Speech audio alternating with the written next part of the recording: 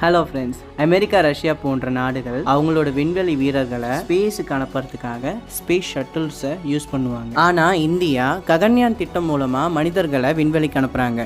இதுக்காக அவங்க space shuttle use பண்ணல. இதுக்காக அவங்க யூஸ் பண்ணுறது தான் க்ரூ மாடல் சிஸ்டம். அது என்னன்ட்டு நம்ம இந்த வீடியோவில் பார்க்கலாம்.